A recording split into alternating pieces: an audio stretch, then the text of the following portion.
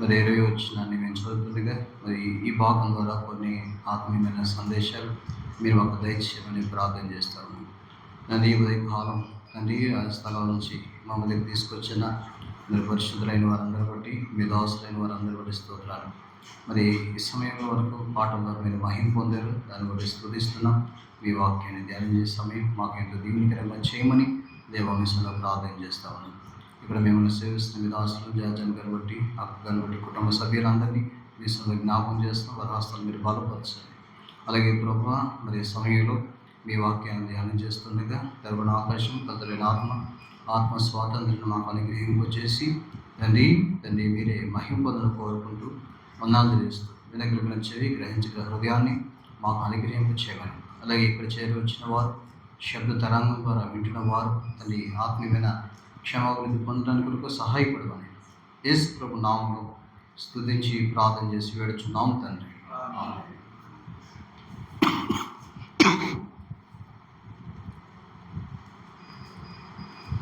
దయచేసి మనం చదివిన మాట మనం చూద్దాం. అపొస్తలుల కార్యాలు 3:20 చదవండి. మీ కొరకు నియమించిన క్రీస్తు యేసును ఆయన పంపునట్లు మీ పాపమును తుడిచివేయబడిన నిమిత్తం మారు మనసు నుండి తిరుగుడి. కాబట్టి ఈ చివరి మాట ధ్యానం చేయాలని ఆలోచన ఉంది. ఏంటంటే మారు మనస్సు నుండి తిరుగుడి. అది మనం ఇచ్చిన అంశం కూడా మారు మనస్సు నుండి తిరుగుడి అనే మాట మనం చూస్తాం. కాబట్టి కొన్ని విషయాలు మరి మారు మనస్సు అనే మాటల గురించి కొన్ని విషయాలు మనం ధ్యానం చేయడానికి ప్రయత్నం చేస్తాం. అంటే మానవుని మనస్సు ఎలా ఉంది, దేవుడు ఆ మనస్సును ఎలా మార్చాలనుకుంటున్నాడు, ఈ విషయాలు మనం చూస్తాం. అయితే ఈ దినం ఈ భాగంలో అసలు ఎందుకు ఒక వ్యక్తి మారాలి అనే విషయాలు మనం చూస్తాం. దానికంటే ముందుగా ఈ భాగాన్ని మనం చూస్తున్నప్పుడు ఈ మాటలు ఎవరు చెప్తున్నారు అంటే చూడండి, ఇక్కడ మనం చూస్తాం ఈ మాటలు ఎవరు మాట్లాడుతున్నారంటే అపొస్తలుల కార్యాలు 3వ అధ్యాయం మరి 12వ వచనాన్ని మనం చూసినప్పుడు పేతురు దీనిని చూచి ప్రజలతో ఎట్లా నేను ఇశ్రాయేలీయులారా వీని విషయమై ఎందుకు ఆశ్చర్యపడుచున్నారు? మా సొంత శక్తి చేతనైనను భక్తి చేతనైనను నడవ వీనికి బలం ఇచ్చినట్లుగా మీరెందుకు మా తట్టు తేరి చూస్తున్నారు? కాబట్టి ఈ మాటలు పలుకుతున్న వ్యక్తి ఎవరంటే అపొస్తలుడైన పేతురు అనేది మనం జ్ఞాపకం చేసుకోవాలి. పేతురికి అనేకమైన పేర్లు ఉన్నాయి, అది మనందరికీ తెలుసు. పేతురు అనే పేరుకు అర్థం ఏంటంటే ఏం పేరు అంటే పేతురు అనే పేరుకి అర్థం ఏంటి చెప్పండి, మీరు రాలేకున్నారండి అంటే ఏం పేరు? రాయి అని అర్థం. దీన్ని అంటే కేఫా అనే పేరు పేతురుకు ఉంది, సీమోను అనే పేరు కూడా పేతురుకు ఉంది. ఇలాగా పేతురు గారికి అనేక పేర్లు ఉన్నాయి. ఒక విధంగా చెప్పాలంటే అపొస్తలుడైన పేతురు 12 మంది అపొస్తలుల్లో కూడా ఒక గొప్ప వ్యక్తిగా మనం చూస్తాం బైబిల్ గ్రంథంలో. అంటే మిగతా 11 మందికి లేని క్వాలిటీస్ ఒక పేతురు గారికి చాలా ఉన్నాయి. దాంట్లో అంటే మనము కొన్ని విషయాలు మీకు నేను మంచి గుర్తు చేస్తాను. ఏంటి అంటే పేతురికి మిగతా అపొస్తలులకి కంటే ఎక్కువ ఉన్న ప్రాధాన్యత ఏంటి అంటే యేసుక్రీస్తు వారు తన 12 మంది శిష్యుల గురించిన ప్రస్తావన బైబిల్లో ఎక్కడ రాయబడినా ఫస్ట్ పేరు ఎవరు రాశారు తెలుసా? పేతురే. అందుకే అగ్రగణ్యుడు అంటారు. పేతురుని ఏమంటారంటే అగ్రగణ్యుడు, సీనియర్ మోస్ట్. వాస్తవానికి పేతురు యేసుక్రీస్తు ప్రభువారి శిష్యుడిగా అవ్వక మునుపు అతను ఎవరి శిష్యుడు అంటే బాప్తిస్మిచ్చు యోహాను శిష్యుడు. పేతురు యోహాను ఇద్దరు కూడా బాప్తిస్మిచ్చు యోహాను శిష్యులు. ఆ తర్వాత వాళ్ళు యేసుక్రీస్తు వారి శిష్యులుగా మార్చబడ్డారు. పేతురు కలిగిన మరొక అంటే చాలా క్వాలిటీస్లో మరొక క్వాలిటీ ఏంటంటే నీటి మీద నడిచిన ఏకైక శిష్యుడు పేతురు గారు. మిగతా 11 మందికి ఆ ధన్యత లేదనే చెప్పాలి. ఇంకా ఇంకా కొన్ని క్వాలిటీస్ ఏంటంటే, పరలోకపు దేవుని బయలుపరుపు, ఈయన దేవుని కుమారుడు అని మిగతా ఏ శిష్యుడు మాట్లాడు. ఆయన అంటాడు, అయ్యా నీవే దేవుని కుమారుడు, దేవుని పరిశుద్ధుడు, నిత్య జీవం కలిగిన మాటలు కలిగిన వాడు అని మిగతా 11 మంది శిష్యులు ఎవరు మాట్లాడాల. అందుకే అన్నాడు మత్తయి 16 అనుకుంటా, తండ్రి నీకు ఈ విషయాన్ని బయలుపరిచాడు, నువ్వు ధన్యుడివి అంటాడు. మరొక ధన్యత ఏంటి పేదరికి మిగతా 11 మంది శిష్యులకి కంటే అంటే, పరలోకపు రాజుకు తాళపు చెవులు ఎవరికి దగ్గర ఉన్నాయి చెప్పండి, ఎవరికి ఇచ్చాయంటే పేదరికే ఇచ్చాడు. ఇంకొన్ని ధన్యతలు మనం పేదరి గారి గురించి మనం మాట్లాడాలంటే, మిగతా 11 మందికి లేని ధన్యతలు పేదరి గారికి ఉన్నది. నేటి మీద నడిచాడు, ప్రథమ స్థానం కలిగిన వాడు. తర్వాత మనం ఏం చూస్తున్నాము, అర్థం కాదు, మనం చూసిన ఏంటి, పరలోకపు తాళం చెవులు కలిగిన వాడు, పరలోకపు బయలు పలుపు కలిగిన వాడు. అలాగే యేసుక్రీస్తు వారు పన్ను కట్టే మరి పరిస్థితి వచ్చినప్పుడు ఏ శిష్యుల్ని పిలవలేదు, పేతురుని మాత్రం పిలిచాడు. అంటే ఆయన రెస్పాన్సిబిలిటీ పేతురు గారికి అప్పగించినట్లు కూడా మనము చూస్తాం. ఇంకా మనం చూస్తే యేసుక్రీస్తు వారికి చాలా అంటే సన్నిహితంగా కూడా పేతురు గారు ఉన్నాడు. అంటే ఒక విధంగా చెప్పండి, ఎంత క్లోజ్ ఉంటే మనము ఒక వ్యక్తిని చేయి పట్టుకుని గద్దిస్తాం. మన బైబిల్ గ్రంథంలో చూస్తే లోకసువార్త 22వ అధ్యాయం అనుకుంటాను, అక్కడ యేసుక్రీస్తు వారిని పట్టుకున్న, ప్రభు అది నీకు దూరమవునుగా అని ఎంత స్వతంత్రత కలిగిన వ్యక్తి కూడా పేతురు మనం చూస్తాం. సో అన్నిటికంటే ప్రాముఖ్యత అపోస్తలుడైన పేతురు కలిగిన మరి ధన్యత ఏంటంటే, కొత్త నిబంధన సంఘ స్థాపకుడుగా పేతురు గారు ఉన్నారు. ఆయన లేచి నిలబడి వాక్యం చెప్తున్నప్పుడు ఎంతమంది మారారంటే 3000 మంది మారారు. అంటే ఒక విధంగా పారిపోయిన పేతురు ఇంత గొప్ప కార్యాలు చేశారంటే నిజం ఆశ్చర్యం. సో ఆ పేతురు గారు మాట్లాడుతున్నాడు ఇశ్రాయేలును ఉద్దేశించి మాటలన్నీ కూడా. అంటే శృంగారం అనే మరి దేవాలయం దగ్గర ఉంటున్న ఆ వ్యక్తిని స్వస్థపరిచినప్పుడు వాళ్ళు ఆశ్చర్యపోతున్నప్పుడు ఆయన చెప్పిన మాటల్లోంచి మనం ఈ మాట తీసుకున్నాం. ఏంటి అంటే 20వ వచనం, మీ కొరకు నియమించిన క్రీస్తు యేసును ఆయన పంపున్నట్లును మీ పాపను తుడిచివేయబడిన నిమిత్తం మారు మనస్సు నుండి తిరుగుడి. కాబట్టి మారు మనస్సు అనే మాటను గురించి మనం చూస్తాం. చూడండి, మనస్సు అనేది అందరికీ ఉంది. నిజంగా చెప్పాలంటే బైబిల్ ప్రకారం మనం చెప్పాలంటే దేవునికి మనస్సు ఉంది. ఉందా లేదా చెప్పండి, దేవునికి మనస్సు. అందుకనే ఆయన వారిని నశింపు చేయడానికి నాకు మనస్సు లేదన్నాడు రాజుల గ్రంథంలో. అయ్యో వాళ్ళని మిమ్మల్ని వదలటానికి నాకు మనస్సు లేదన్నాడు. మిమ్మల్ని ఉపవాసంతో పంపడానికి నాకు మనసు లేదని చాలాసార్లు ప్రభువు మాట్లాడాడు. దేవునికి మనసు ఉంది, అలాగే మనిషికి కూడా మనసు ఉంది. ఇప్పుడు ఈ మనిషి గురించి మనసే మనం చూస్తాం. వీరుంటే ఈరోజు రేపు కూడా మనసు ఎన్ని రకాలుగా ఉంది, దేవుడు ఎలా మార్చాలనుకుంటున్నాడు, ఈ విషయాలు మనం చూస్తాం. అలాగే పశువులకి మనసు ఉందా లేదంటే మరి దానియేలు గ్రంథంలో నెబుకద్నెజరు సందర్భంలో మాట్లాడుతూ నువ్వు పశువు వంటి మనస్సు కలిగిన వాడు అన్నాడు. చూసారా మాట? దానియేలు గ్రంథం దయచేసి 4వ అధ్యాయం అనుకుంటా, ఒక నిమిషం. అతనికి పశువు వంటి మనస్సు ఇచ్చినట్లు కూడా ఎన్నో వచ్చినది. దానియేలు గ్రంథం 4:16 చదవండి.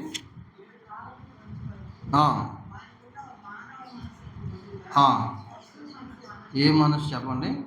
పశువు మనసు. అంటే ఇప్పుడు పశువుకు కూడా ఏముందో చెప్పండి, మనస్సు ఉందా లేదా? ఎస్, ఉంది. అలాగే దూతలకు కూడా మనస్సు ఉందా లేదంటే మీరు చెప్పట్లే, ఉందా లేదా? అన్నీ ఉన్నాయి అంటారు కాబట్టి ఉన్నాయి అన్నారండి. నీవు నీ మనస్సులో అనుకున్నావు మహోన్నతుని కంటే నేను గొప్పవాడి కానీ యెషయా గ్రంథంలో మనం చూస్తాం. అంటే అభిషేకించబడిన కెరూబు అయిన లూసిఫర్ గురించి పరిశుద్ధాత్మ దేవుడు మాట్లాడుతూ నువ్వు మనసులో గర్వించేవాళ్ళు. అంటే దేవదూతలకు కూడా మనసు ఉంది. సరే, ఇప్పుడు మనుషుల మనసు గురించి మనం ఆలోచించడానికి ప్రారంభిస్తే ఆ మనసు ఎలాంటిది అనే దాన్ని చూడక మునుపు వీలుంటే మరి ఈ క్లాస్లో మనం ఏం చూస్తూ ఉంటే అసలు ఎందుకు మారాలి, మనసు ఎందుకు మార్చుకోవాలి, మనసు మార్చుకోకపోతే వచ్చే నష్టం ఏంటి అనేది మనం చూస్తే మనిషి మనసు మారాల్సిన అవసరం ఉంది. సో దాంట్లో మొదటి కారణం మనం చదివిన భాగం నుంచి మనం ప్రారంభిస్తాం. 2 అపోస్తలుల కార్యముల గ్రంథం 3వ అధ్యాయం. అపోస్తలుల కార్యముల గ్రంథం 3వ అధ్యాయం. దయచేసి సమయంలో చదవండి. అపోస్తలుల కార్యాలు 3వ అధ్యాయం 20వ వచనం చదవండి. మీ కొరకు నియమించిన క్రీస్తు యేసును ఆయనను పంపునతులను మీ పాపములు తుడిచివేయబడు నిమిత్తమును. చాలు, ఏంటండి? మారు మనసు నొంది. అంటే ఒక వ్యక్తి మారు మనసు ఎందుకు పొందాలి అంటే, మారు మనసు పొందకపోతే ఆ వ్యక్తి పాపంలో ఉన్నాడని బైబిల్ చెప్పింది. మీ పాపములు తుడిచివేయబడు నిమిత్తం. అందుకే మారు మనసు రాసిన ప్రతి సందర్భంలో పరిశుద్ధాత్ముడు ఒక మాట రాశాడు. ఏం రాశాడు తెలుసా? చూడండి, అపోస్తలుల కార్యాలు 2వ అధ్యాయం. అపోస్తలుల కార్యాలు 2వ అధ్యాయం వర్స్ 38, 38వ వచనాన్ని చూస్తే చదవండి. పేతురు, మీరు మారు మనసు పొంది పాప క్షమాపణ నిమిత్తం. తర్వాత 5వ అధ్యాయం చూడండి. 5వ అధ్యాయం అపోస్తలుల కార్యముల గ్రంథం 5వ అధ్యాయం 31వ వచనాన్ని మనం చూస్తే, ఇశ్రాయేలుకు మారు మనసును పాప క్షమాపణను. అంటే ప్రతిసారి మారు మనసు మెన్షన్ చేసిన ప్రతి చోట ఒక మాట రాశాడు, పాప క్షమాపణ. అంటే ఒక వ్యక్తి మారకపోతే తనకి ఎంతో నష్టం. ఏంటంటే ఫస్ట్ అతను ఎందుకు మారాలి అనేది మనం చూస్తే, ఒక వ్యక్తి పాపి కాబట్టి. ఒక వ్యక్తి జీవితం దేంట్లో ఉందో చెప్పండి? పాపంలో. అందుకని బైబిల్ మనకి ఎంత తెలియజేస్తూ ఉందంటే, మనుషులందరూ పాపంలో పుట్టి ఉన్నారు, పాపంలో పెరుగుతున్నారు. చూడండి, పాపంలో ఉంటే మారాలంటే ఎస్ మారాలి. పాపం మానవుని చాలా నష్టాలకు గురి చేస్తూ ఉన్నాయి. పాపం ఒక శక్తి మానవుని మీద చాలా ప్రభావం. ఏం చేయగలదు పాపం అంటే? ఏమైనా చేయగలదు. పాపం ఏం చేయగలదంటే ఏమైనా చేయగలదు. కొన్ని మాటలు మీకు గుర్చిన బైబిల్ గ్రంథంలో వచ్చి, పాపం ఒక మనిషిని భ్రమపరచగలదు. నిజం, దానికి ఆ శక్తి ఉంది. హెబ్రీ పత్రిక 3వ అధ్యాయం మరి 15వ వచనం 13 నుంచి 15 వరకు కలిపి ఉన్న భాగంలో చూస్తే, సిన్ తన పవర్ మనం ఎంతవరకు ఉంది అని చూస్తే ఒక వ్యక్తిని భ్రమపరచగలదంట. హెబ్రీ పత్రిక దయచేసి 3వ అధ్యాయం 13 నుంచి 15 వరకు ఉన్న మాటలో మధ్యలో రాయబడిన మాట ఏంటంటే, పాపం వలన కలుగు భ్రమచేత. చాలు, పాపం ఒక వ్యక్తిని ఎంతగా మోసపరుస్తుందంటే, ఎంతగా భ్రమపరుస్తుందంటే, నువ్వు బాగానే ఉన్నావు, ఏమంటా తెలుసా? నువ్వు రైట్, నువ్వు బాగానే ఉన్నావు అంటే ఒక విధంగా చెప్పాలి, నీ ముందు అది ముఖస్థుతి చేస్తుంది. దోషం. కీర్తన గ్రంథం దయచేసి చూడండి. కీర్తన గ్రంథం 33వ కీర్తన, క్షమించిన 36. కీర్తన గ్రంథం 36 వర్స్ 2, 2వ వచనాన్ని చూడండి. వాని దోషం బయలుపడి అసహ్యంగా కనబడే వరకు అది వాని దృష్టి ఎదుట వాని ముఖస్థుతి. పాపానికి శక్తి ఉంది. పాపం ఏం చేయగలదంటే నిన్ను భ్రమపరచగలదు, మోసం చేయగలదు. ఎంతకంటే ఒక దొంగతనం చేసావు అనుకోండి, అరే నువ్వు తప్పు చేసావని దేవుడు మాట్లాడుతుంటే పాపం ఏం చేయగలదు తెలుసా? నువ్వు కాబట్టి అలా చేయగలిగి. అర్థమైందా? అందరూ పశ్చాత్తాపడి చేతులైతే తీర్మానం చేసుకుంటున్నారు అనుకోండి, పాపం నేనేం చేయగలదుగా? నిన్ను మాత్రం మార్చలేకపోయి చూసావా, యు ఆర్ స్ట్రాంగ్ అంటే అక్కడే ఏం చేస్తుందంటే ప్రతి కోణంలో పాపంలో ఉన్న వ్యక్తి సిగ్గుపడాల్సిన బదులు, పశ్చాత్తాపడాల్సిన బదులు దానిలో అతిశిస్తాడు. నేను కాబట్టి నటిస్తున్నా, నేను కాబట్టి జీవిస్తున్నా, నేను కాబట్టి ఇలాగ ఉండగలిగిన అంటే వాడి ఎదుట అదేం చేస్తా చెప్పండి? You are right, you are great, నువ్వు చాలా గొప్పవాడివి అంటే నువ్వు కాబట్టి ఎవరికి తెలియకుండా చేసావు, నువ్వు కాబట్టి మీ ఆయన తెలియకుండా చేసావు, నువ్వు కాబట్టి మీ భార్య తెలియకుండా చేసావు, నువ్వు చాలా సూపర్ యాక్టర్, అని ఎంతగా మనల్ని మోసం చేస్తుంటే ఈ పవర్ దేనికి ఉంది అంటే పాపానికి. అందుకనే పాపం ఒక వ్యక్తిని ఏం చేయగలదంటే భ్రమపరచగలదు. ఒకవేళ ఈరోజు ఈ పరిస్థితులు ఎవరైనా ఉంటే నువ్వు బాగానే ఉన్నావు, నువ్వు రైట్, నువ్వు బాగానే ఉన్నావు. చాలాసార్లు చూడండి, మనం ఎప్పుడు కూడా వాళ్ళకంటే బాగున్నావు, వీళ్ళకంటే బాగున్నావు, ఈ ఈ ఈ కంపారిజన్లో మనం ఉంటాం. నువ్వు పర్లేదు అసలు, అప్పుడు వారానికి 2 సార్లు ప్రార్థన కోసం ఆమె రావట్లే, ఆమెకంటే నువ్వు చాలా బెటర్గా అంటాడు. అంటే నీకంటే వెళ్ళే వాళ్ళని ముందు చూడడం, నీకంటే ప్రతిరోజు వెళ్ళే వాళ్ళని మనం కంపేర్ చేసుకోం. వాళ్ళకంటే నువ్వు బెటర్, వాళ్ళకంటే నువ్వు బెటర్, వీళ్ళకంటే నువ్వు బెటర్. అంటే ఇదంతా ఏంటంటే పాపం కొన్న శక్తి, పాపం కొట్టిన పవర్ ఎలా తెలుసా, నిన్ను భ్రమపరచగలదు. మరి పాపం ఏం చేయగలదు? రెండోది, నిన్ను ఒక బానిసగా కూడా చేయగలదు. అది ప్రభువే చెప్పాడు కదా. ఇవన్నీ మనకు తెలుసు, ఒకసారి మళ్ళీ రిమైండ్ చేస్తాను. చూడండి, యోహాను సువార్త దయచేసి 8వ అధ్యాయం, జాన్స్ గాస్పెల్ చాప్టర్ 8 వర్స్ 34, 8:34 చదువుదాము. అందుకు యేసు, పాపం ప్రతివాడు పాపమునకు దాసుడని. పాపానుకున్న శక్తి ఏంటి తెలుసా? నిన్ను భ్రమపరచగలదు. పాపానుకున్న శక్తి ఏంటి తెలుసా? నిన్ను బానిసగా చేయగలదు. చూడండి, ఈరోజు చాలామంది త్రాగుడు మానలేదు. అంటే త్రాగుడు వాళ్ళు ఏమయ్యారు చెప్పండి? బానిసయ్యారు. కొంతమంది ఎంత వాక్యం విన్నా టీవీ మానలేదు. అంటే వారు దానికి ఏమయ్యారు చెప్పండి? బానిస. అంటే వదలలేదు. నేను ఒకసారి సువార్త క్యాంపెయిన్లో ఉన్నాను. నేను చెప్పేది 25 సంవత్సరాల క్రితం చెప్పేది. ఒక తక్కిలిపడిన ఊళ్ళో సువార్త చేస్తుంటే, ఆ ఊళ్ళో సువార్త చేస్తుంటే లాస్ట్ నేనే పత్రిక పంచుకుంటూ వెళ్తుంటే ఒక ఆయన ఉన్నాడు, పెద్ద ఆయన. ఏనా చర్చికి వెళ్తావా అన్న? వెళ్తామండి అన్న. మరి జీవితం మారింది అన్నాడు.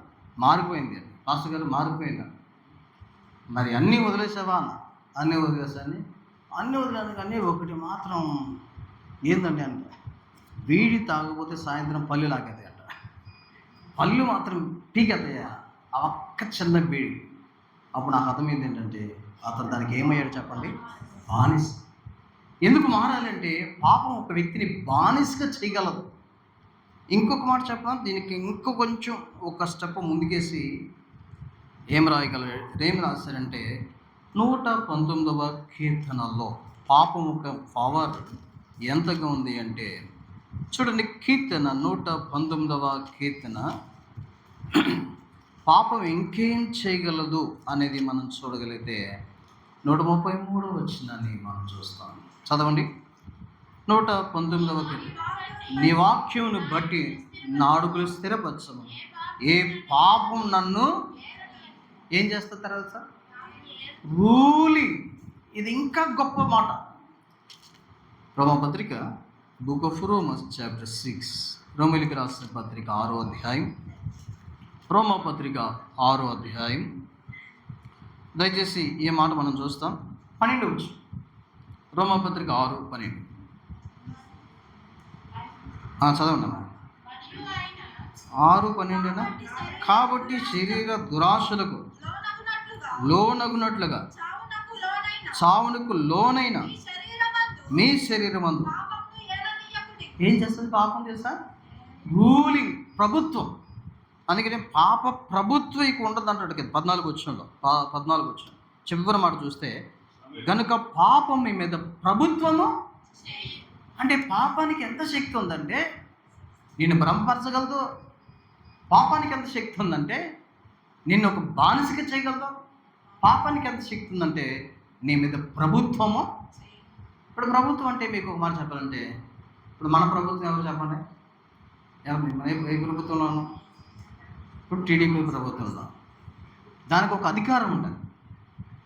ఏమైనా చేయగలడు, ఏమైనా ఇవ్వగలడు, ఏమైనా కట్టగలడు, ఏమైనా చేయగలడు. అంటే దానికి ఆ పవర్. ఈరోజు పాపం ఒక వ్యక్తి మీద ప్రభుత్వం అంటే అది. అంటే కొన్నిసార్లు మనకు చూడండి, మనకి ఇష్టం లేకుండా కూడా చేసేస్తాం. వద్దు వద్దు వద్దు వద్దు అనుకుంటేనే చేస్తాం. అక్కడికి వెళ్ళొద్దు వెళ్ళొద్దు వెళ్ళొద్దు అనుకుంటేనే వెళ్తాం. ఇది తినొద్దు తినొద్దు తినొద్దు అనుకుంటూ తింటాం. ఇది తాగొద్దు తాగొద్దు తాగొద్దు అనుకుంటూ తాగుతాం. ఇది ఈసారి చూడొద్దు చూడొద్దు అనుకుంటూ చూద్దాం. అదేంటి తెలుసా? అది నీ మీద రూల్ చేస్తుంది. ఇక అప్పుడు నీ హక్కు, నీ నీ అజమాయిన్ చేసిన ఏమి ఉండదు మాట. నేను చేద్దాం అన్నది ఏముండదు నీకు. అంటే అది నీ మీద ఒక హక్కు సంపాదించి, ఒక వ్యక్తి పాపం మీద అంటే జయం పొందలేడు ఇక. ఎందుకంటే అది నిన్ను రూల్ చేస్తా. ఇంకా పాపం ఏం చేయగలదు తెలుసా? నిన్ను భయపెట్టగలదు కూడా. రండి, బుక్ సామ్ 14, కీర్తన 14లోకి వెళ్దాం. కీర్తన గ్రంథం 14వ కీర్తనలోకి మనం వెళ్దాం. 4 వచనం చదవండి. యెహోవాకు ప్రార్థన చేయక ఆహారం మింగునట్లు నా ప్రజలు మింగుచు, పాపం చే వారికి తెలివి లేదా? పాపం చేయవారు బహుగా. ఎవరు నేను భయపెట్టగలిగింది చెప్ప? పాపమే. ఎవరు నేను భయపెట్టాల్సిన పని లేదు. నువ్వు చేసే పాపమే నీకు ఒక భయం. చూడండి, అందుకనే పాపం చేసే వ్యక్తి ఎప్పుడైనా పగల కంటే ఏం చేస్తారంటే రాత్రి దొంగతనం చేసేవాడు ఎప్పుడు వెళ్తాడు చెప్పండి? పగలు ఎందుకు చేయరు? నిజానికైతే రాత్రి కంటే పగల బాగా కనపడతాయి. ఒక వ్యభిచారం చేసే వ్యక్తి పగలు ఎందుకు వెళ్ళడం? ఎందుకంటే భయం. అమ్మో నేను దొరుకుతానేమో.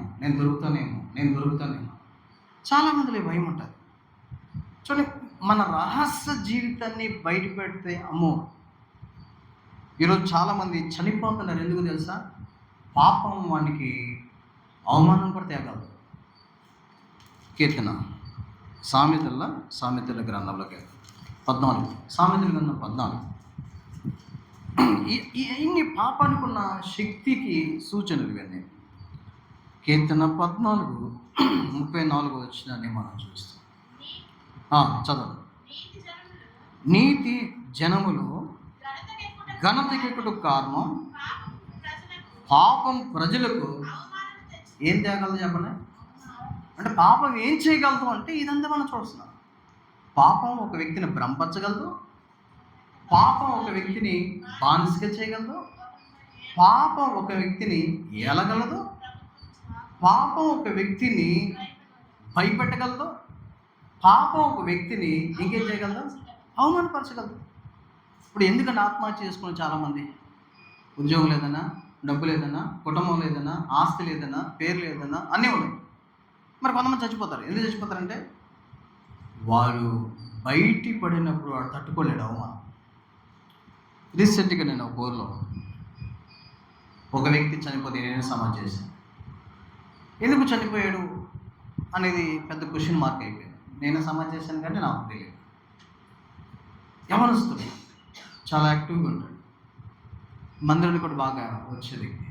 ఏం చేసాడంటే తర్వాత తనకు తెలిసింది ఏంటంటే ఆ వ్యక్తి ఒక వ్యభిచార పాపంలో పట్టబడితే ఎవరితో వ్యభిచారం చేస్తారో వాళ్ళ భర్త వచ్చి కొడితే అది ఎక్కడ ఊర్లో తెలిసిపోద్దు అని వెళ్ళి నదిలో దూకేశాడు.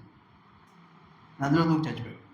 అంటే మనిషి ఏమైనా భరించగలదు కానీ అవమానాన్ని అసలు నిజంగా నేను అంటాను, మనలో ప్రతి ఒక్కరి జీవితం బయట పెడితే పక్కన కూర్చోడు అనిపిస్తుంది.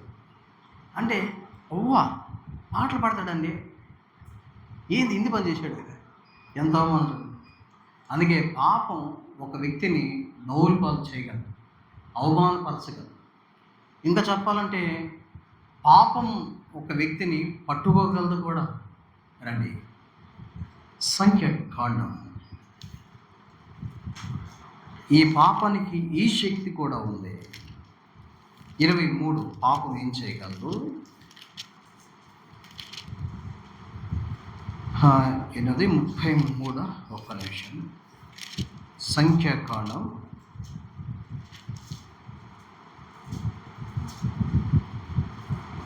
32:23. నెంబర్స్ చాప్టర్ 32 verse 23 చదవండి. మీరు అట్లు చేయని ఎడల యెహోవా దృష్టికి పాపము చేసిన వారు అగుదురు, కనుక మీ పాపం మిమ్మలను. అంటే పాపానికి ఈ శక్తి కూడా ఉందా అంటే ఎస్ ఉంది. పాపం ఒక వ్యక్తిని పట్టుకోగలదు.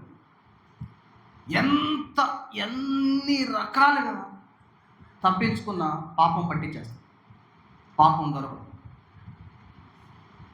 నేను తిమోతి అంకుల్ దగ్గర దగ్గర 10 సంవత్సరాల దాకా ట్రైనింగ్లో ఉన్నా. అంకులు చెప్పే కథలు మీ అందరికీ తెలుసు. అంటే ఎన్ని స్టోరీస్ ఉంటాయి, కొన్ని వందలు ఎన్ని ఉంటాం. దాంట్లో ఒకటి గుర్తొచ్చేది ఏంటంటే, 2 అన్నదమ్ములు ఉన్నారంట. 2 అన్నదమ్ములు ఎవరంటే, ఒక ఆయన పేరు రామయ్య, ఒక ఆయన పేరు గోపయ్య. చెప్పండి ఏం పేరండి? మీకు తెలియని వాళ్ళు మొత్తం బాగా చెప్పారు. రామయ్య, గోపయ్య. రామయ్య పెద్దోడు, గోపయ్య చిన్నోడు. రామయ్యకి పిల్లలు లేదు, గోపయ్యకి గంపడ మంది పిల్లలు ఉన్నారు. కాబట్టి వాళ్ళ నాన్న ఆస్తి చిరు సమానంగా పనిచేశాడు. పనిచేస్తే ఈ యొక్క రామయ్యకు ఒక దురాశ కలిగింది, క్షమించండి, గోపయ్యకు ఒక దురాశ కలిగింది. మా ఆయన ఒక్కడే కదా, అతనికి మళ్ళీ 10 ఎకరాలు, నాకు 10 ఎకరాలు, ఆయన ఒక్కడేం చేసుకుంటాడు, ఇది మొత్తం నాదైపోతే బాగుండు, ఎందుకంటే పిల్లలు కూడా లేక అందుకని ఒక దురాశ కలిగి ఒకరోజు రాత్రి పూట ఇద్దరు కలిసి పొలంలో పనిచేస్తుండగా తమ్ముడు గోపయ్య రామయ్యని ఒక రాయితో చంపేశాడు. ఒక్కసారి దెబ్బతల్లి వెనక్కి తిరిగి చూసేపటికి తమ్ముడు గోపయ్య, అరే ఏంట్రా గోపయ్య, అరే చావురా, ఎందుకంటే నీకేం పిల్లలు లేరు, ఎవరు లేరు, నీ ఆస్తి కూడా నా ఆస్తి అయిపోవాలి అంటే, అరే జాగ్రత్త, దేవుడు నిన్ను పట్టుకుంటాడు అని. నన్ను ఎవరు పట్టుకుంటాకలేదు ఇప్పుడు, ఎందుకంటే ఇప్పుడు కొన్నిసార్లు ఇప్పుడు గండికోటలో ఒక మర్డర్ జరిగింది, అసలు ఇంతవరకు దాని క్లూ దొరకట్లేదు. ఇక చేలో దొరికింది, నన్ను ఎవడు పట్టుకుంటాడు అనుకున్నట్టు పైన చూసి ఆకాశంలో చంద్రుడు కనపడ్డాడు. చచ్చిపోతే గోపయ్య అన్నాడు, చంద్రుడా నువ్వే సాక్షి అంతే. అప్పుడు గోపయ్య అనుకున్నాడు, మా ఆయనకి పిచ్చి కాకపోతే చంద్రుడు వచ్చి కోర్టులో సాక్ష్యం చెప్తాడా, నేనెవరికైనా దొరుకుతానా అనుకున్నాడు. కాలం గడిచింది, ఉదయం ఏడుస్తుంది, ఏందమ్మా అన్న ఎక్కడికి వెళ్ళాడు, ఊరికి వెళ్తున్నాడు, ఎత్తుకున్నట్టు వస్తున్నట్టు. చివరికి ఒక సలహా చెప్పాడు ఉదయం, అమ్మ నువ్వు ఒక్కదానివే, 10 ఎకరాల భూమి నువ్వేం చేసుకోగలవు, నాకు కూడా మనసు లేదు, కాకపోతే తప్పదు, నువ్వు మా ఇంట్లో వండుకో, మొత్తం మనమే చూసుకుందాం ఆయన మొత్తం ఆస్తి అంతా కలిపేసుకున్నాడు. ఎలక్షన్లో పోటీ చేశాడు, ఒక మంచి అధికారి అయ్యాడు, చాలా సంతోషంగా ఉన్నాడు. ఒకరోజు మేడ మీదకి వెళ్ళిపోయి ఈ కళ అంతా గుర్తొచ్చి చంద్రుని చూసి నవ్వుతా ఉన్నాడు. ఒకసారి వెనకాల ఎవరో చెయ్యేశాడు, వెనక్కి తిరిగేపటికే భార్య, ఏంటండి చంద్రుని చూసి నవ్వుతున్నావు అని అడిగి, చెప్పాలా వద్దా, అమ్మాయి ఇది చెప్పేది కాదులే, వేరే విషయం అంటే, ఓఎమ్మ లేనిపోయింది, ఎవరన్నా ప్రేమించావేంటి, పెళ్లి రోజున అవ్వలేదు నువ్వు, ఎవరన్నా ప్రేమించావేంటి, గమన మంది పిల్లలు ఉన్నారు, చెప్పు ఏమైంది. అమ్మ చెప్పేది కాదు చెప్తావో లేదా, చెప్పకపోతే మన ఇద్దరు విడాకులు. ఓ అమ్మాయి కానీ చెప్పాడు, మా అన్నయ్య మీ అన్నయ్య గోపైన నేనే చెప్పా, మింగే లోన మింగే, ఇది బయటకు వచ్చిందంటే కనుక మనందరం జైలుకి వెళ్ళాలి. ఇలా అయిపోయిన తర్వాత కొన్నాళ్ళు అయిన తర్వాత ఆ ఊరికి ఒక మంచి అధికారి వస్తున్నాడు. అప్పటికే ఇతను ఒక పెద్ద పేరు సంపాదించాడు గోపయ్య. ఆ గోపయ్య ఇంటికి వచ్చి టిఫిన్ తాగేసి వెళ్దాం అనేసి ఆ అధికారి వస్తున్నాడు. ఒక సైరన్స్ మోగుతున్నాయి, ఊర్లోకి ఎంటర్ అయ్యారు, ఇంకే సైరన్స్. అప్పుడు నా ఇంట్లోకి వచ్చే భార్యతో చెప్పాడు, ఇదిగో పెద్ద ఆయన మన ఇంటికి వస్తున్నాడు కాబట్టి అతనికి దగ్గర నువ్వే పాలు తీసి టీ పెట్టి చక్కగా చూడాలంటే సరే అని పాలు తీయడానికి వెళ్ళేదా. ఊరంతా జనం ఆ ఇంటికాడే, పెద్ద అధికారి కదా, ఇక అందరూ కిటకట్లాడిపోతున్న సమయంలో పాలు తీసేయలేదంటే ఈలోపు సైరన్స్ వినపడుతున్నాయి, ఇంకా ఆయన టెన్షన్ వచ్చేస్తున్నాయి, త్వరగా ఎంతసేపు తీద్దా పాలు తిట్టావా లేదా రాగెత్తాడు. వెంటనే మీ అన్నయ్యలాగా నన్ను కూడా చంపుతావా, ఏమందండి, మీ అన్నయ్య గోపయ్యని చంపినట్టు నన్ను చంపుతావా. చంద్రుడు సాక్ష్యం చెప్పాడు లేదంటే పాపం పట్టుకుంటారు. నువ్వు అనుకున్నావేమో నా భార్య తెలియకుండా చేశారని, పట్టుకుంటారు, భర్త తెలియకుండా పట్టుకుంటారు, పిల్లలు తెలియకుండా పట్టుకుంటుంది. నిన్ను చూసే ఒక నేత్రాలు ఉన్నాయి. బైబిల్ చెప్పింది ఆయనకు కనపడిన సృష్టం భూమి మీద ఏది. హెబ్రీ పత్రిక 4వ అధ్యాయం 13వ వచనం, బుక్ ఆఫ్ హీబ్రూస్ చాప్టర్ 4 చూడండి. హెబ్రీ పత్రిక 4:13 మనం ఏం చూస్తామంటే, మరియు ఆయన దృష్టికి కనబడిన సృష్టము ఏది లేదు, మనమెవనికి లెక్క చెప్పవలసినదో ఆ దేవుని కన్నులకు సమస్తం మరుగులేక. జాగ్రత్త, నువ్వు అనుకుంటున్నావమ్మా, నేను ఎవరికి తెలియకుండా చేశాను, నేను ఎవరు చూడకుండా చేశాను, రాత్రిపూట చేస్తాను, బయట ఊళ్ళో చేశాను, ఒంటరిగా చేశాను. పాపం నువ్వు ఎక్కడ చేసినా అది నీ వెంటాడుతుంది. ఒకరోజు ఆ పాపం నేను ఏం చేస్తుంది తెలుసా? పట్టుకుంటా. జాగ్రత్త, ఎవరికి తెలియదు అనుకోవద్దు. దేవుడికి అన్నీ నాకు తెలిసి దేవుడికి తెలియదు ఏమీ లేదు. అసలు మీ గురించి మీకంటే దేవుడికి ఎక్కువ తెలుసా? మీ గురించి మీకు తెలిసిన దానికంటే మీ గురించి దేవుడికి ఎక్కువ తెలుసు. ఒక విషయం చెప్పనా?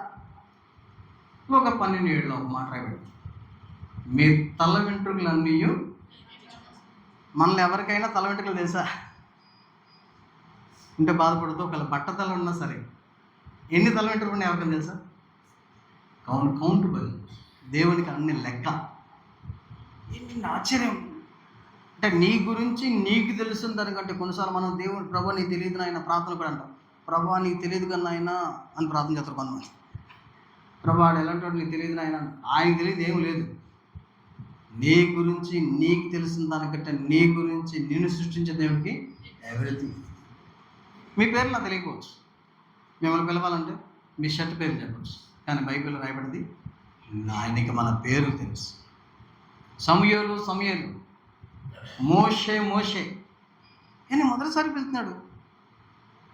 నతానీయేలు మొదటిసారి యోహాను సువార్త 1:42 మనం చూస్తే, మొట్టమొదటిసారి పేతురు యేసుప్రభువు దగ్గరికి వచ్చాడు.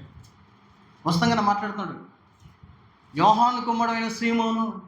అది ఎలా తెలుసు? తెలుసు. ఆయన మన పేరే కాదు, మన భవిష్యత్ పేరు కూడా తెలుసు.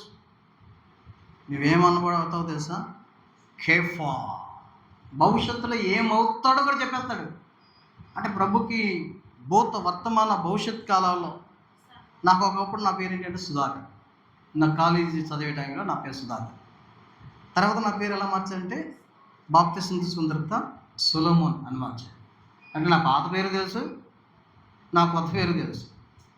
మళ్ళీ ఇంకొక పేరు ఇప్పుడు మారింది అనుకో, ఇది ఒకవేళ ఫ్యూచర్లో సాల్మన్ సుధాకర్ అన్నారనుకోండి, అది కూడా ఆయనకి తెలుసు. అంటే ఊహించాలి. ఆయనకి మన ఆంతర్యం కూడా తెలుసు. యోహాను సువార్త 2:24 ఇదే మనం చెప్పాడు. ఏం చెప్పంటే, ఏ మనుషుని గురించి ఆయనకి సాక్ష్యం ఇవ్వాల్సిన అవసరత, పలానా వ్యక్తి అని ఆయన చెప్పాల్సిన పని లేదు. ఆయన మన ఆంతర్యం ఎరిగినవాడు, మన త్రోవలానికి బాగా తెలుసు. నువ్వు నిల్చుట, నువ్వు కూర్చుండట, నీ చర్యలు. ఆశ్చర్యం ఏంటి తెలుసా? 139 కీర్తన 4 నువ్వు మాట్లాడక మునిపే నువ్వేం మాట్లాడదో తెలుసు అంట. ఇంకేం మాట్లాడు? 139:4 చదవండి. యెహోవా మాట నా నాలుకకు రాక మునిపే ఏమన్నాడండి? ఇక నువ్వు బయటకు కూడా రావాలి ఈ మాటకి. హలో బ్రదర్ ప్రైజ్ లాడు అనలా, హలో బ్రదర్ ప్రైజ్ లాడు అనక మునిపే అంటావని కూడా ఆయనకు తెలుసు. అంటే ఎక్కడికి వెళ్తాం? ఆయన దగ్గర తప్పించుకోగలవు. ఆకాశంకి ఎక్కడ అక్కడ ఉన్నావు, పాతాళంకి ఎక్కడ అక్కడ ఉన్నావు. అమ్మో నేను నీ నుంచి అక్కడ కూడా. కాబట్టి ఈ మధ్యాహ్నం గుర్తుపెట్టుకోవాల్సిన సత్యం ఏంటంటే, నువ్వు పాపం చేస్తే దేవుడు నిన్ను చూస్తాడు. ఒకరోజు పాపం నేనేం చేస్తే తెలుసా? పట్టుకుంటుంది. నేను చాలా టాలెంటెడ్ అనుకోవద్దు, నీకంటే టాలెంటెడ్ దేవుడు. నువ్వు చాలా జ్ఞాని అనుకోవద్దు, నీకంటే ఆయన గొప్ప జ్ఞాని. ఇంకా పాపానికి ఉన్న శక్తి, మీరు ఆశ్చర్యపోతారు. ఈ మాట మనందరికీ తెలుసు. రోమపత్రిక 6వ బుక్ ఆఫ్ రోమన్స్ చాప్టర్ 6:23 మనం చూస్తాం. రోమపత్రిక ఏలియనగా పాపం వల్ల వచ్చు జీతము మరణం, అయితే దేవుని కృపావరం మన ప్రభు అయిన క్రీస్తు యేసునందు. పాపం వల్ల వచ్చే మళ్ళీ ఫలితం ఏంటి అంటే మరణం. ఏంటా మరణం అంటే నరకం. కాబట్టి ఎందుకు మారాలి అంటే, నీ పాపముల నుంచి తుడిచివేయబడాలంటే నువ్వు మారు మనసు పొందాలి. ఇది మన అంశం ఏంటంటే మారు మనసు పొందటం. ఇది మనం చూస్తున్నాం. అంటే ఎందుకు మారాలి అంటే, ఆ వ్యక్తి పాపంలో ఉన్నాడు, ఆ వ్యక్తి బానిసత్వంలో ఉన్నాడు, ఆ వ్యక్తి ఏలబడుతూ ఉన్నాడు. ఆ వ్యక్తి పాప భయంలో ఉన్నాడు. ఆ వ్యక్తి పాపం ద్వారా వచ్చే అవమానకరమైన స్థితిలోకి వెళ్ళి తెచ్చుకున్నాడు. ఆ వ్యక్తి పట్టబడటానికి సిద్ధంగా ఉన్నాడు. ఆ వ్యక్తి చచ్చి నరకానికి వెళ్ళిపోతాడు. అందుకు మారాలి. కానీ అందుకని యేసుక్రీస్తు వారు ఈ మారు మనసుకి బైబిల్ అంత ప్రాధాన్యత ఇచ్చాడు. అసలు యేసు ప్రభు మారు మనసు విషయంలో ఆయన స్పందన ఏంటో అనేది నేను మిమ్మల్ని చెప్తున్నాను. వీలుంటే రాత్రి నేను గుర్తు చేస్తాను. రాత్రి కూడుకుంటే దాంట్లో గుర్తు చేస్తాను. సో రెండవది, ఎందుకు మారాలి అంటే, రెండవది పాపంలో ఉన్నాడనే కాదు. రెండో విషయం ఏంటంటే, రండి ఈ మాట కూడా మనం చూస్తాం. మనిషి ఎందుకు మారాలి అంటే, చూడండి దేవుని పరిశుద్ధ గ్రంథం లూకాసు సువార్త 13వ అధ్యాయం. లూకాసు సువార్త 13వ అధ్యాయం. ఎందుకు మారాలి? 3వ వచనం లేదా 5వ వచనం చదవండి గట్టిగా. కారణం మీతో చెప్పుచున్నాను, మీరు మారు మనసు పొందని ఎడల మీరందరూ అలాగే. సో నాశనం ఉంది. మారు మనసు పొందకపోతే మనం ఎక్కడికి వెళ్తాం చెప్పండి? నశించిపోతాం. ఐదే మాట కింద కూడా రాస్తాడు 5వ వచనంలో. కారణం మీతో చెప్పుచున్నాను, మీరు మారు మనసు పొందని ఎడల మీరందరూ అలాగే నశించిపోతారు. కాబట్టి యేసు ఎందుకు వచ్చాడు ఈ లోకానికి? లూకాసు సువార్త 19వ వచనంలో ఇదే మాట రాశాడు, నశించిన దానిని వెతికి రక్షించుటకు. అందుకనే తప్పిపోయిన గొర్రె అనే సందర్భాన్ని రాస్తూ మత్తయి ఏమన్నాడంటే, నశించిపోతున్న గొర్రెను రక్షించడానికి వచ్చాడని రాశాడు. ఈరోజు ఒకవేళ నువ్వు ఎందుకు మారాలంటే, నువ్వు పాపం యొక్క ప్రభావంలో ఉన్నావు. ఎందుకు మారాలంటే, మారిపోతే నువ్వు ఎక్కడికి వెళ్తా చెప్పండి? నాశనం, నిత్యమైన నాశనం. చూడండి, నాశనము అనే మాట మనం చూస్తే పాడైంది అంటే బాగు చేసుకోవచ్చు. నశించిపోవటం అంటే దాన్ని రికవర్ అవ్వడానికి ఛాన్స్ అనేది లేదు. ఇంకెందుకు మారాలి? మూడవది, ఒక వ్యక్తి ఎక్కడున్నాడు మారకపోతే తన స్థితి ఏంటి మనం చూస్తాం. చూడండి, పౌలు తిమోతికి రాసిన పత్రికల్లో ఈ మాట కూడా చెప్పారు, ఎందుకు ఒక వ్యక్తి మారాలి.